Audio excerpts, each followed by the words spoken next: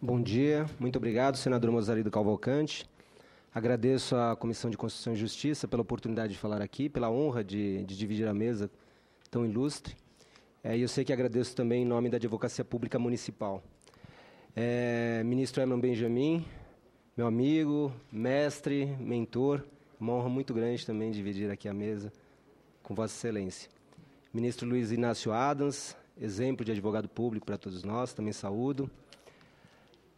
Doutora Elisa Helena, da nossa Ordem dos Advogados do Brasil, doutora Lúcia Leg Guimarães Tavares, doutor Márcio Chaer. Senhoras e senhores senadores aqui presentes, saúdos na pessoa do senador Eduardo Suplicy, do nosso Estado de São Paulo. Senhoras e senhores, amigos advogados públicos, eu tenho claro que o papel da advocacia pública é fazer valer a vontade da população, sempre balizado pelo interesse público e pela indisponibilidade desse interesse público. Aliás, lição calcada na minha alma pelo meu amigo Herman Benjamin, no tempo que nós trabalhamos juntos.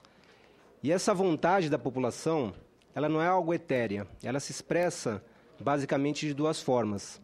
Essa vontade da população se expressa na eleição de um programa de governo, na escolha de uma visão de cidade, de Estado, de país, na eleição do Executivo. E ela também se expressa pelas leis aprovadas pelos nossos representantes no Legislativo. Me parece que são dois pratos de uma mesma balança. O programa de governo aprovado nas urnas na eleição do Executivo e os parâmetros para a execução deste programa de governo, que são a Constituição e as leis federais, estaduais e municipais. Nesse sentido, eu estou convicto que a advocacia pública que trabalha exatamente na concretização desse programa de governo na forma da lei, é essencial para a própria democracia, não menos do que essencial para a democracia. Porque sem uma orientação jurídica sólida, firme, independente, não é possível que esse programa de governo seja efetivamente realizado. E isso tem um impacto também na atividade do próprio advogado público. Isso exige do advogado público humildade. Porque a vontade da população não é a vontade do advogado. O interesse público não é necessariamente aquilo que eu entendo por interesse público. A vontade da população, de novo, é aquela escolhida nas urnas pela população. Então, nós, advogados públicos, nós defendemos determinado governo, ainda que nós não tenhamos votado naquele governante. Porque nós defendemos esse papel democrático aqui da atividade governamental, sempre balizado pela legislação, pela lei. E, nesse sentido, eu acho que é muito importante uma cautela, quando se discute, isso é muito comum na advocacia pública, uma suposta dicotomia entre advocacia de Estado e advocacia de governo.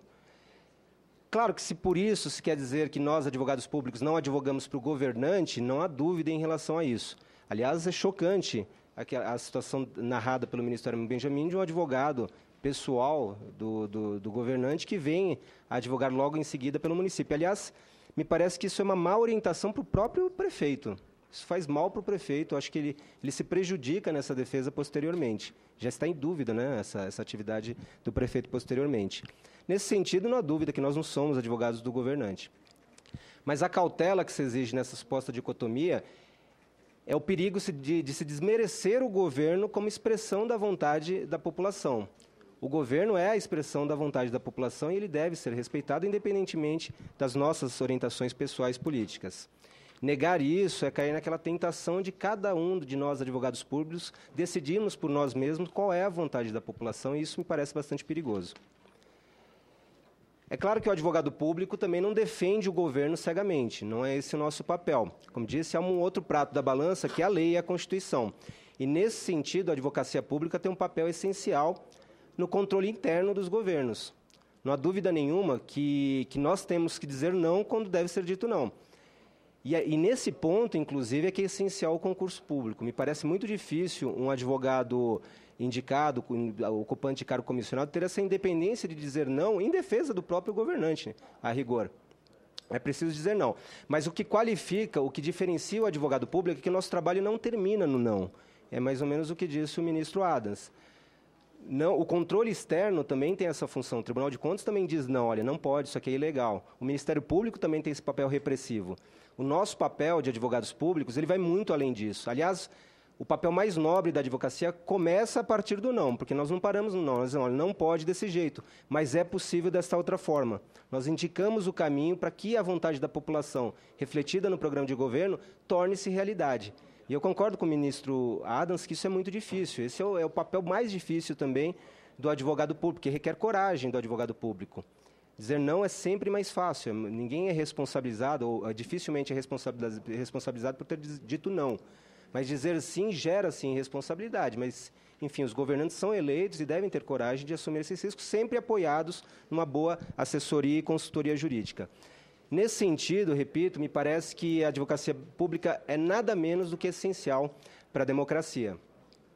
E até por ser representante aqui da advocacia pública municipal nessa mesa, eu não poderia deixar de falar sobre a constitucionalização dessa atividade, que é um pleito realmente da advocacia. Parece que o GOBS que se coloca em relação aos municípios pequenos, como verbalizou o excelentíssimo ministro, o senador Eduardo Suplicy. Disse que alguns municípios são pequenos demais para ter advogados. Não me parece razoável essa colocação, porque nenhum município é pequeno demais para ter um prefeito, evidentemente. Nenhum município é pequeno demais para ter vereadores, senão ele não seria autônomo, não poderia produzir leis. Nenhum município é pequeno demais para ter fiscais tributários, senão ele não poderia lançar tributo, cobrar tributos, que é, aliás, um requisito de responsabilidade fiscal. Nenhum município é pequeno demais para ter contador, para não ter contadores, por exemplo. Todo município precisa prestar contas. Mesmo o município que não tem renda própria, ele recebe rendas transferidas e precisa prestar contas, precisa ter um contador. Ou seja, há um mínimo de burocracia necessária para o funcionamento do Estado. E nisso entra o advogado. Não tem como um município funcionar sem advogado. E é uma certeza isso, não é uma suposição, mas certamente todo município tem advogado. Não existe município sem advogado. Não há como. Qualquer município precisa ter um advogado, no mínimo, para avistar o edital de licitação, que é uma exigência da lei de licitação. Todo município tem que ter um advogado para cobrar a dívida ativa, que se não o fizer, inclusive, se não cobrar todos os impostos de sua competência, ele não pode receber transferências voluntárias. Isso é uma vedação da lei de responsabilidade. Todo município precisa ter um advogado para defender suas contas no Tribunal de Contas, às vezes até aqui no Tribunal de Contas da União, quando os recursos são federais. Então, o fato é que todo município tem advogado. Então, a verdadeira questão é conveniente ou não, deve-se ou não fazer concurso público? Me parece que não há um aumento de gasto em relação ao concurso público. E isso é uma imposição, me parece, da Constituição, por ser uma atividade essencial para o Estado, acho que não há mais essa dúvida. Sendo uma atividade essencial e contínua para o Estado, não há como terceirizá-la, é preciso que se faça concurso público. Essa é uma diretriz da impessoalidade. Mas, mais do que isso, senador, me parece que isso é bom para o prefeito. Eu acho muito complicado um prefeito não ter um advogado público do seu lado. Nós que trabalhamos junto do governo, acompanhamos o trabalho dos tribunais de contas e do Ministério Público, sabemos que quando não há um parecer de advogado público sustentando determinado ato questionado, o prefeito já começa em desvantagem na defesa desse ato. Não que um parecer do advogado público imunize o governante de responsabilidade em relação àquele ato. Eu até acho que deveria, mas o posicionamento majoritário do Judiciário é que esse parecer jurídico não é vinculante. Então, por isso, mesmo com um parecer sólido tal, da advocacia pública, o governante responde por isso. Mas o contrário é ainda mais forte. A inexistência de um parecer de advogado público já gera, talvez a palavra não seja essa, mas na prática é exatamente isso, gera uma suspeição em relação a determinados atos. Isso é muito ruim para o governante. Se eu, pessoalmente, fosse prefeito de uma cidade muito pequena e que não tivesse advogado público, eu ficaria muito preocupado. Acho que uma das primeiras providências que eu tomaria, por menor que fosse esse município, é propor uma lei criando esse cargo e provendo por meio de concurso público. A impessoalidade é uma segurança jurídica não apenas para o município, mas também para o próprio governante. Então, me parece que não é apenas um pleito de prestígio para a advocacia pública municipal. É uma decorrência natural da própria interpretação da Constituição e algo do senso comum dos governantes, de ter ao seu lado um advogado concursado que lhe dê a tranquilidade para suas atividades. Com essas breves palavras, senador, agradecendo mais uma vez a oportunidade de falar aqui, não em nome do município de São Paulo, mas da Advocacia Pública Municipal, saúdo a Comissão de Constituição e Justiça por essa iniciativa. Muito obrigado.